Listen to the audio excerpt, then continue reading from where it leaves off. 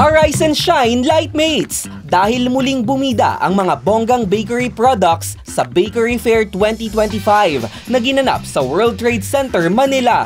Highlight sa 3 araw na event ang mga raw materials, flavorings at condiments, maging ang mga machine sa paggawa ng tinapay na talaga namang dekalidad at gawang Pinoy. Perfect sa negosyo o kung gustong subukan ng baking sa bahay.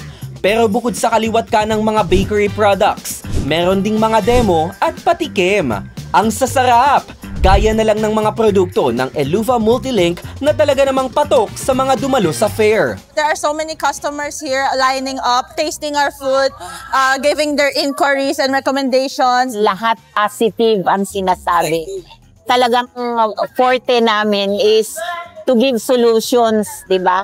To give improvement doon sa mga product nila. Ngayong taon kasi, bukod sa mas improved na product line, mas pinaghandaan din ng Elufa ang Bakery Fair. This is the first time na kumuha kami ng medyo relatively malaking booth. Wow. Compared before. We were just in a tiny area of a stall. Nakaka-proud at nakakatuwang isipin na we are now bigger and better. May food tasting, sulit na promo, at games na nakakaaliw na, may freebies pa. Present din syempre si Elufa Brand Ambassador Tess Bomb at Chef Irish Manrique. Ang dami namili kahapon, at tinaw.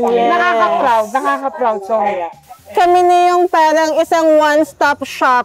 Everything you need, all about food, we can cater it to you, we can give whatever you want. What's next naman kaya sa Elufa? Right now po, we're trying to also complete our bakery delight. We are trying to make indulgence be affordable po with our line of products. So we offer cocoa powder now, we also offer cocoa blends, and we also have instant dry yeast. It's a new product that we've been developing. Right now, we are starting the engineering works of our new plant and warehouse near Vermosa in Imus. We thank God actually for that blessing because as soon as matapos yan, we can cater to customers who wants their own label. Isa ang Elufa Multilink sa mga natatanging Filipino manufacturer at distributor na nagtataguyod ng high-quality Pinoy food ingredients. Jomar Villanueva, Newslight.